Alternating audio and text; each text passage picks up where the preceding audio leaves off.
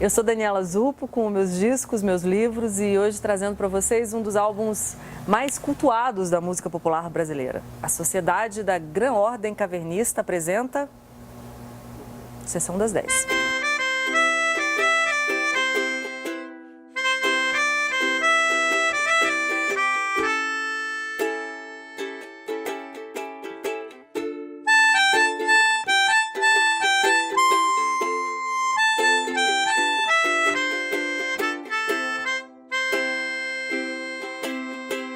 E aqui comigo, mais uma vez, meu parceiro de resenhas litero-musicais, Romero Carvalho, de quem eu já estava com muita saudade. Você sumiu, Romero? Eu já estava com ciúmes e também com saudades. Então, assim, estamos aqui reunidos para sempre, forever, né? E falando desse álbum, que é um daqueles álbuns coletivos, assim, lendários da música popular brasileira. Deixa eu te apresentar a turma antes da gente falar sobre ele. Aqui temos... Primeirão, aqui de óculos escuros, Raul Seixas. Ao lado dele, Miriam Batucada, de Supergirl. Eu falei que antes de começar Super-Homem, Romero me xingou, com toda a razão. Ao lado, Sérgio Sampaio, Capixaba, camisa da seleção. E Edi Star, ou como diria Raul Seixas, Edi, né? Edi Star. Edi, porque é baiano. E a história desse disco começa de uma maneira, assim, super curiosa. Eles lançaram. Raul Seixas ainda era um então desconhecido produtor de uma gravadora. Se reuniram para fazer esse disco, que foi lançado e 15 dias depois ele foi retirado pela gravadora do mercado. Sendo considerado, assim, por conta disso, né? Ele caiu no obscurantismo, foi considerado um fracasso, mas na verdade não foi nada disso, né? Ele nem pôde fazer sucesso, não deixaram, né, Romero? Ele não teve tempo de se mostrar, né? Esse é um disco que, assim, eu vejo ele como um disco que é um desdobramento da Tropicália, né? Assim, é um disco completamente tropicalista, né? Não sei nem se chega a ser pós-tropicalista, porque ele é muito daquela estética do disco coletivo, inclusive Tropicália ou Panis et Circenses. Só que a diferença acho que tá aí também, né? O Tropicália ou Panis et Circenses, que vem lá do Sgt. Pepper's, né? E esse o Raul Seixas coloca como uma das grandes inspirações, não só o Sgt. Pepper's dos Beatles, mas o Freak Out do Frank Zappa e do Mothers of Invention. E é interessante porque o Tropicália é da Philips. E esse é da CBS. Isso é uma diferença brutal na época, porque, como eles diziam, a Philips era a Copa. E assim, não, a Philips era a sala de estar. E a CBS era a cozinha, era o setor mais popular da música brasileira. Era o Roberto Carlos, era o Gerry Adriani.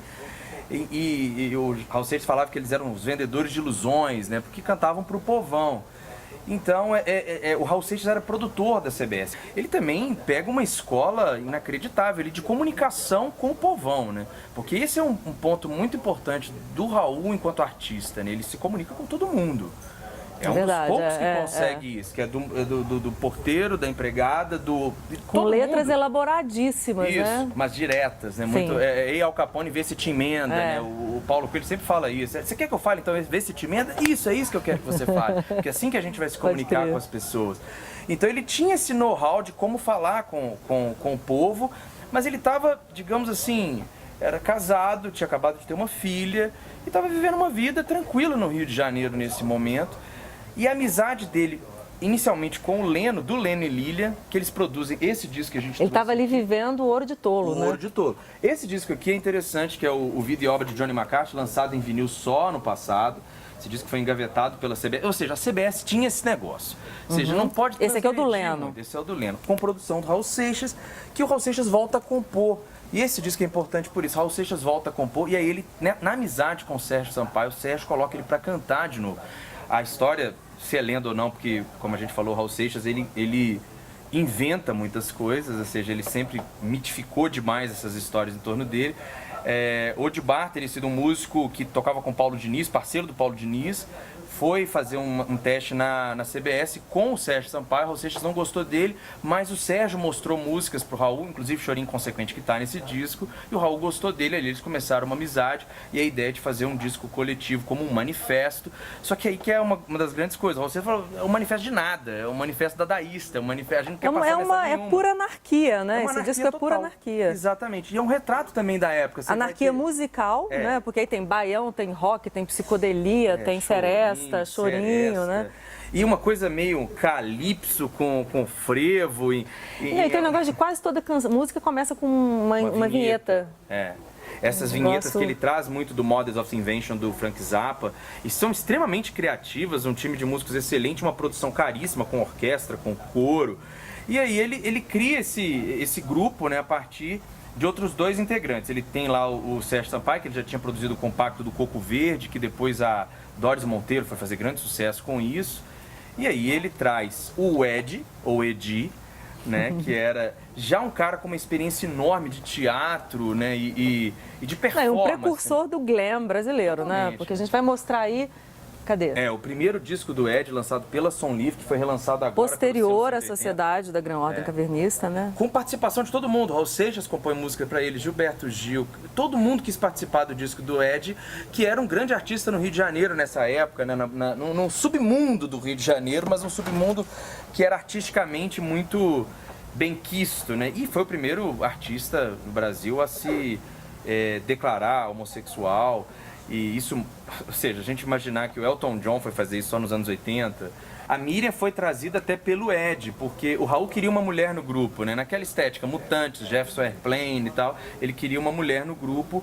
Pensaram em várias outras, a Diana, pensaram na Lilian, acharam elas românticas demais, na Lena Rios, que depois foi gravar a música do Raul Seixas, Eu Sou Eu, Nicuri o Diabo. E aí o Ed sugeriu a Miriam Batucada, que é interessante isso, a Miriam acabou tendo a carreira solo aí menos bem sucedida, mas nesse momento ela era a única não anônima do grupo. O Ed era um ilustre desconhecido, o Raul Seixas era um ilustre produtor desconhecido, né? Compunha músicas pro Jerry Adriani, mas ninguém ligava que Raulzito seria esse cara. O Sérgio Sampaio tinha começado sua carreira neste momento. E a Miriam, ela tinha participação em programas de TV, sobretudo na Record. Ela tocava vários instrumentos, ela fazia uma batucada com as mãos. Daí o nome Miriam Batucada, né? Ela fazia uma batucada com as mãos perfeita. E ela participou de vários programas do Ronivon, seu amigo, inclusive. Mas eles achavam que, olha, a Miriam não vai dar em nada. E o Ed trouxe a Miriam, ele que trouxe a Miriam pro grupo. Diz a lenda, vai saber também essa história do Raul Seixas, que eles fizeram uma entrevista com ela. Eles fizeram algumas perguntas que ela respondeu de forma tão divertida que falou, não, você tá dentro da banda. Voltando um pouquinho na história, porque tem um mito de que o disco foi recolhido, só pra gente concluir, assim, de que ele foi recolhido porque os 4 gravaram sem conhecimento da gravadora. O Ed Starr desmentiu isso num documentário, né? Mas era um absurdo pensar isso, que eles gastaram semanas gravando o disco, que não foi na surdina, o diretor viajou, eles gravaram ali em 24 horas o disco e lançou. Tem orquestra, tem coro, tem arranjo, essa versão do Ed. Mas veja bem, para ver o Raul Seixas enquanto um rockstar, e um rockstar muito mais na atitude do que propriamente no estilo musical, pessoa que queria se apresentar como Raul Seixas, como rockstar, e o Ed sempre fala que esse disco é o que marcou a mudança de Raulzito para Raul Seixas. Aí ele passou a assinar Raul Seixas, voltou a cantar, e esse que foi a grande transgressão, porque ele enquanto produtor não podia cantar. Os diretores ficaram revoltados dele cantar, como que você está cantando no disco? Mas o Raul sempre vendeu a ideia de que eles fizeram esse disco na surdina e ele foi expulso da gravadora por conta disso. Que pega muito bem, né? Ou seja, você foi expulso de uma gravadora multinacional porque você fez um disco transgressor. Mas não, o Raul Seixas permaneceu na CBS. Era o momento de muita censura no Brasil, né? Já, logo depois ali do AI-5, foi um disco que foi censurado, na verdade, né? Antes de ser lançado, ele já tinha sido censurado, né? 2/3 das músicas que eles mandaram, dizem que eles mandaram 34 músicas para censura. O disco tem 12. Porque naquela época, antes de lançar um disco, você tinha que mandar, a geração YouTube não sabe disso, né? Mas você tinha que mandar para um órgão do governo federal chamado censura, era censura federal que chamava, se não me engano. E as músicas tinham que ser liberadas, ou a maioria, no caso aqui... Ou discutidas, pelo menos, né? Algum refrão alterado, alguma letra... O RP da gravadora ia lá tentar discutir com o censor. E esse disco teve várias canções censuradas. Romero, em função do nome, né, Sociedade da Gran Ordem Cavernista, é bom que se diga cavernista com K, né? Muita gente achava, eu acho que ainda acha, que se tratava de uma sociedade secreta, até pelas ondas do Raulzito depois na carreira solo, sociedade alternativa, enfim, sempre flertando com o ocultismo. Aqui não tem nada a ver, é pura anarquia, né? O Ed, ou Edi, ele sempre coloca que ele não tem a menor ideia do porquê que tem esse título. Ele não se lembra mesmo por conta de o que gerou esse título. O Silvio Passos, que é um dos grandes especialistas da obra Raul Seixas, ele fala que o Raul Seixas sempre gostou desse negócio de ordem, né? Mesmo na época do fã-clube do Elvis na Bahia, que ele já tinha montado, ele sempre gostou de clubes, né? E dá essa ideia de grã ordem cavernista como uma coisa voltando às origens, às cavernas, enfim. É a análise do Silvio Passos desse nome da... E essa capa que é já com esse título, como se fosse um filme de terror, né? Num cinema. Assim, esse disco é incrível porque eu vejo que tem grandes discos coletivos da música brasileira. A gente citou o Tropicália, Clube da Esquina, o Clube da Esquina, o Paibiru no Nordeste. E esse, na minha opinião, é um disco que merece estar nesse hall de álbuns coletivos assim lendários da música brasileira. Só que esse e o Paibiru, eles não tiveram como ser absorvidos pelo público na época dele. Isso é muito triste nesse disco.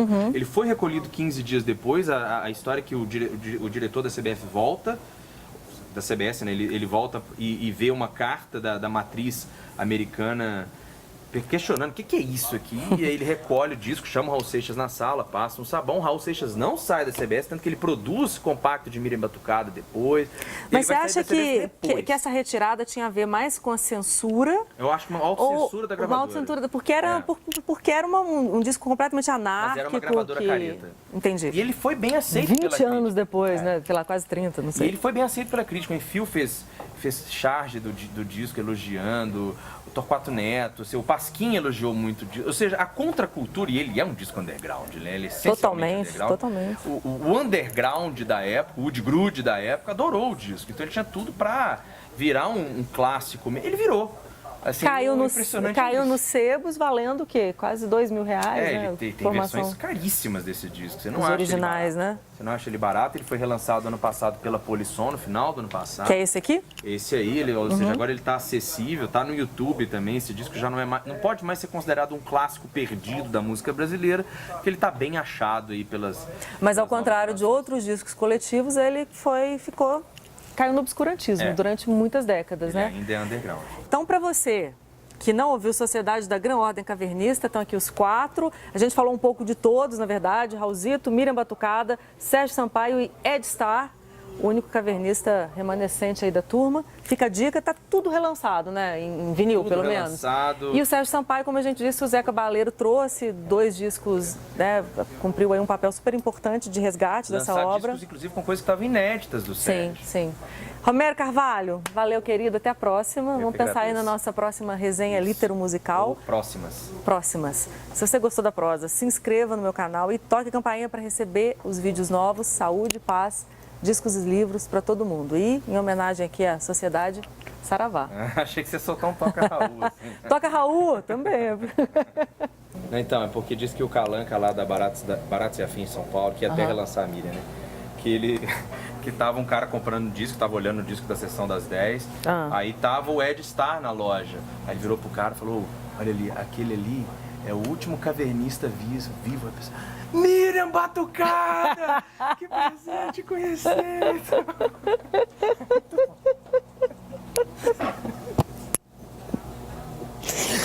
Ai, a resposta do Ed, eu queria ver. Até se aconteceu mesmo, né? Que o Ed adora desmentir toda esqueci de dar dica, tem um documentário, né? Dossiê Cavernista, né? Dossiê Cavernista. Aí, ficou pro próximo? Dossiê Cavernista.